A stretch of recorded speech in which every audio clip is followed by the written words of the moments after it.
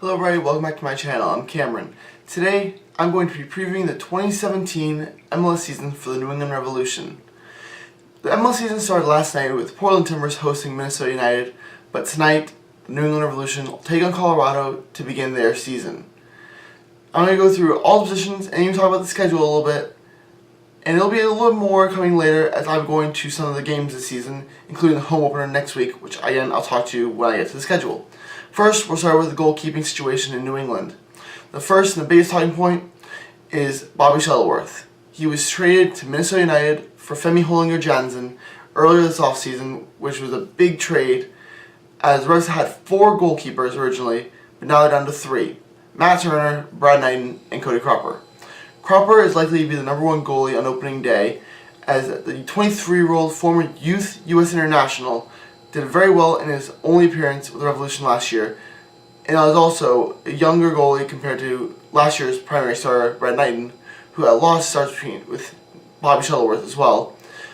But Knighton likely to play second fiddle to younger Cropper, who did very well in preseason, as well as Matt Turner, who did a very solid job, but he'll be the 3rd goalie. Moving on to the defense, which is the biggest point of interest for the Revolution, as they made 3 signings in this offseason. One was 4th round draft pick Joshua Smith, who did very well in his training with the Revolution in the offseason. However, he likely will be a reserve. The 2 big names that were new to the team, Antonio De La Maya and Benjamin Angua, 2 center backs who will likely be the starters tonight in opening game against Colorado.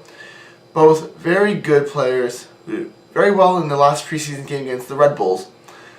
But the big thing with them is how will they cope, and they're not familiar with each other yet. They will be soon, hopefully, for all Reds fans, but it'll be interesting to see how they play.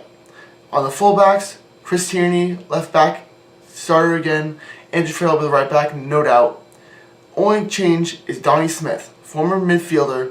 He's now shifted to left back, and he's going to be battling with Tierney to be the starting left back.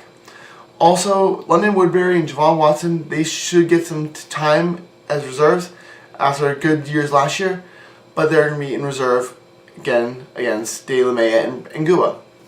And now on to the midfield. The Revolution have a very solid midfield with designated player Xavier Kouassi going to make his debut this season after being injured all last season while playing for FC Sion in Switzerland right when the Revs signed him.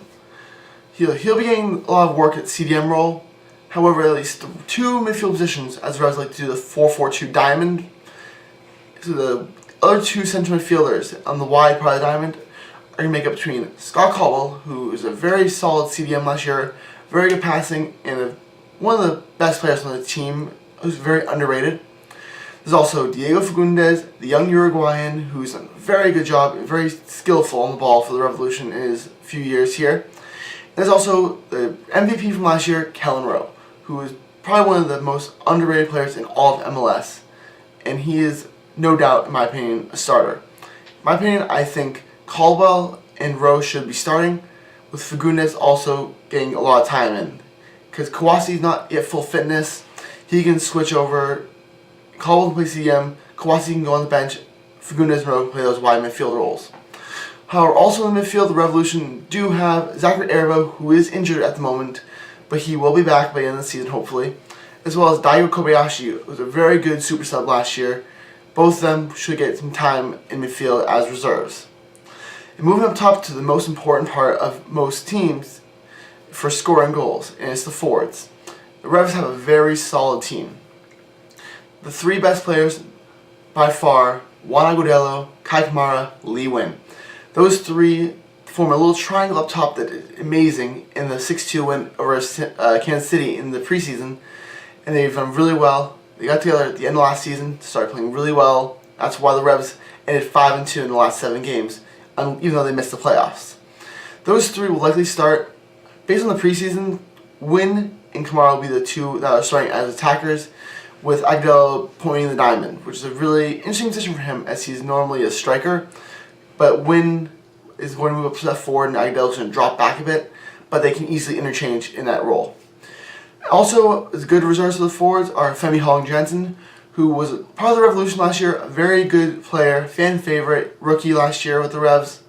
He was taken by Minnesota United in the expansion draft, and the Revolution traded Bobby Shuttleworth to Minnesota in exchange for Femi to come back to New England. And he's a fan favorite, great player. Saw him last year, he was amazing. The Reds also have Teal Bunbury and a rookie, Brian Wright, who was a rookie drafted out of Vermont, which is a very good school in soccer. But Brian Wright was one of the best scorers in America East, which is the conference that Vermont played in, but very good in scoring in general. So it'll be interesting having him as well as good reserve with Bunbury and Femi. And now to look at the schedule. The Revolution, they're starting tonight. They're going to Colorado to take on the Rapids for the season opener. Next week, they're going to take on Orlando City in the home opener. Then in a couple weeks, on the 25th of March, they're going to be hosting Minnesota United, which is one of the new teams in MLS, which should be a really interesting game. On April 29th, they're going to be going all the way over to Seattle to face the champion Sounders. And in July, one of the big rivalries that's only done once a year, New England and Los Angeles. 3 times they have met in the MLS Cup Finals. All 3 went to the Galaxy. It's always a very intense rivalry. July 22nd, LA is coming to New England. Revolution do have 2 games with the new team Atlanta United, who have joined the Eastern Conference along with the Revolution. They play in Atlanta on September 13th, and they come back to New England on September 30th. And the last home game of the regular season for the Revolution is New York City FC on October 15th. The following week is the season finale. The Revolution will travel to Montreal to take on the Impact on the 22nd of October. The Revolution have a very good year coming up. After watching a video of Jimmy Conrad, which I'll link to in the description, but Jimmy Conrad did an MLS preview, and he mentioned how the Revolution could be anywhere, which I agree. The Revolution really could finish anywhere in MLS, because they could be awful like they were last year and not score well and be really leaky in the back and finish in the bottom half of the bracket, like set 10th or 11th likely if they don't do really well. However, if the center backs, Cropper, Kawasi, all the new players making the jumps to the starting 11 do really well, Revolution could feasibly make the playoffs and get home field. So, for my prediction on the season as a preview, it's hard to say right now. I do think the Revs will make it back to the playoffs after missing out last year. But I don't think they're going to get top 2. 4th or 5th, I'd say, is the best. So I'm going to say the Revs get 4th, being optimistic.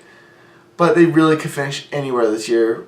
It all depends on how well De La Mea and Angua do in center defense with Kawasi as CDM, and how well Cropper adjusts to being the number 1 goalie instead of Knighton. However, all this is, straight up my opinion, just based on what I've seen from last season, what I've seen this preseason, and what I've heard about the new players. So that's all for this 2017 New England Revolution season preview. And I hope that I'll let you know how everything goes at the end of the season with a review. But I'm also going to give you updated information on the games I go to, try and get some video from the game itself. But more importantly is let you know what happened in the game, how everything went. So yeah, that's it for me here. And I'll see y'all later. Goodbye.